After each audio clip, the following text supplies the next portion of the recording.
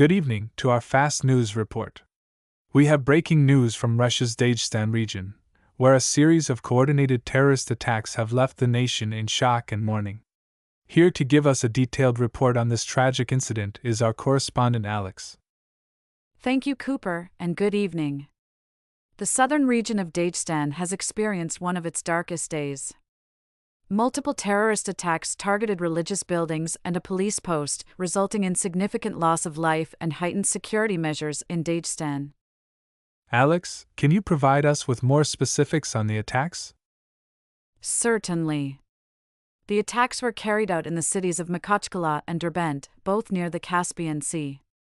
The militants, numbering between 5 to 6 individuals, targeted 2 Orthodox churches, a synagogue, and a police post.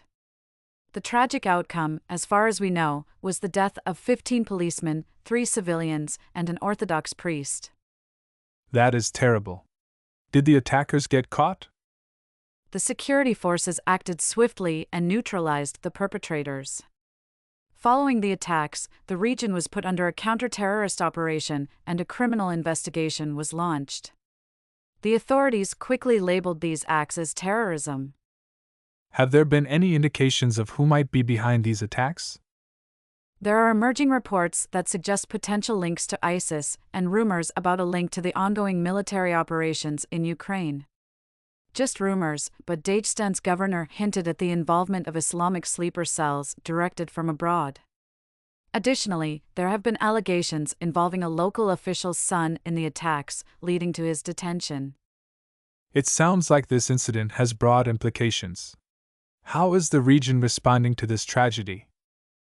In response to the violence, the governor of Dagestan, Sergei Melikov, has declared 3 days of mourning.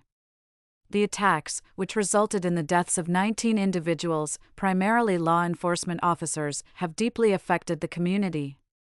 The attackers set fire to a church and synagogue before being taken down by security forces. The region is in mourning and grappling with the impact of this rampage orchestrated by Islamic militants.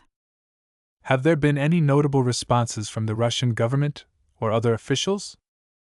Yes, President Vladimir Putin has been briefed on the situation and has directed efforts to support the affected individuals.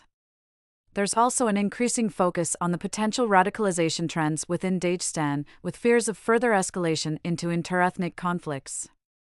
Russian officials have suggested possible ties to the Islamic State's North Caucasus branch.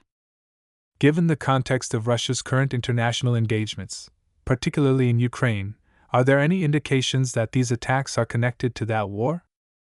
So far, no conclusive evidence directly linking these attacks to the war in Ukraine has emerged. However, the timing and nature of the attacks have raised concerns, and the broader geopolitical context cannot be ignored.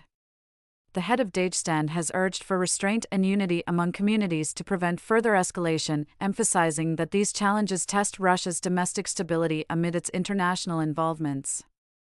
This is indeed a troubling development. Alex, thank you for your comprehensive report. We will continue to monitor this situation closely. Stay with us for more in-depth analyses and updates on this and other critical issues shaping Europe.